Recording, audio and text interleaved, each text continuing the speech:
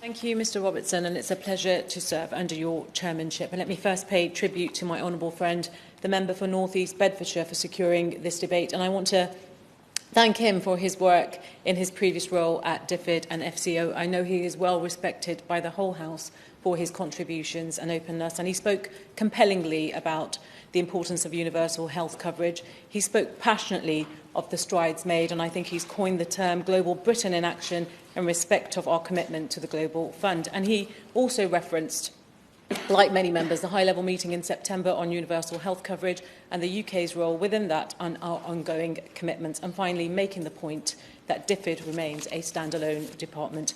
My honourable friend for Liverpool West Derby, whose contributions as chair of the IDC committee have been vast, and he will be a huge loss in this role. I want to thank him for raising the serious concerns of Ebola in the DRC and the declaration by the Secretary of State as an emergency, and he spoke passionately about the One Loss Push campaign to end polio globally. The honourable member for Berwickshire spoke of the Small Charities Fund in the UK and the impact it can have in supporting the work of DFID.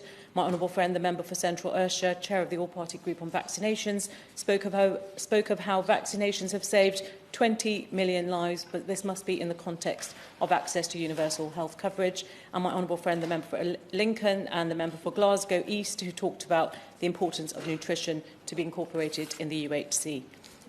Mr Robinson, last week the National Health Service celebrated its 71st birthday.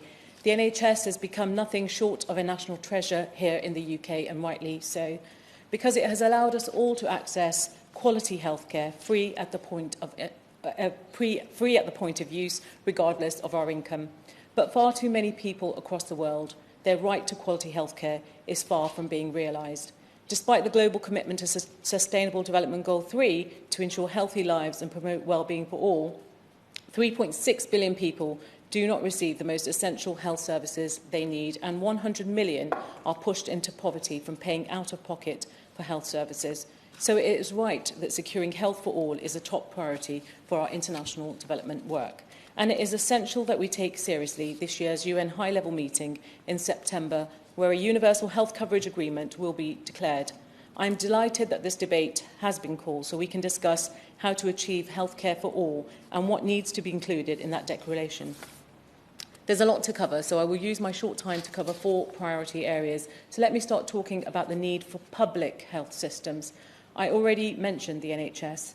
We know from our experience here in the UK that having a publicly provided universal health system that is funded through progressive taxation and provided free at the point of delivery is crucial to everyone, to ensuring everyone can access the healthcare they need, because it is only through putting people rather than profit at the heart of the agenda that we will ensure truly universal access to healthcare and meet the SDGs.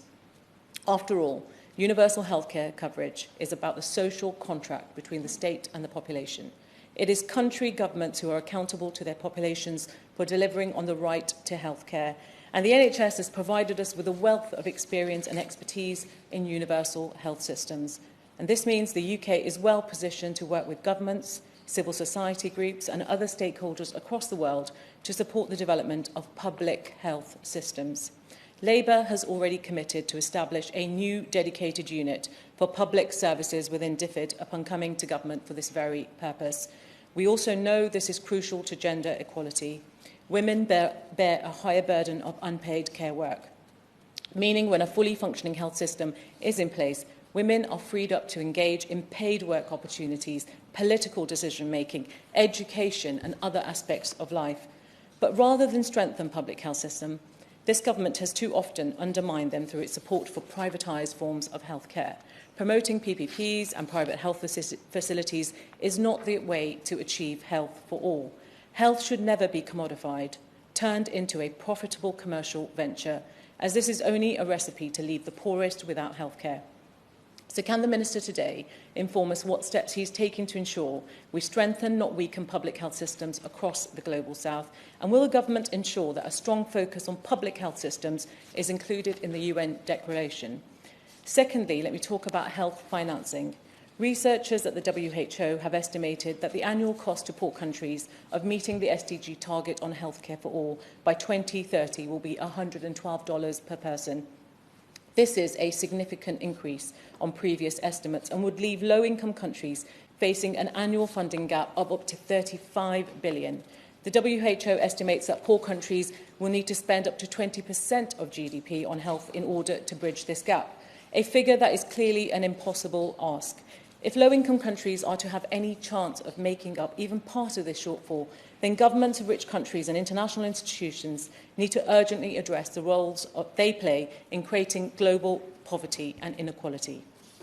These include enabling unjust global tax and trade rules, demanding unsustainable debt repayments, failing to properly regulate their corporations, and imposing costs on poor countries through their contributions to climate change. So I hope the government will use their leadership position at the UN meeting in September to ensure that there is an honest recognition of their responsibilities and the reasons that many poor countries do not have the domestic resources necessary to fund public health systems. Now let me move on to my third point, which is on access to medicines.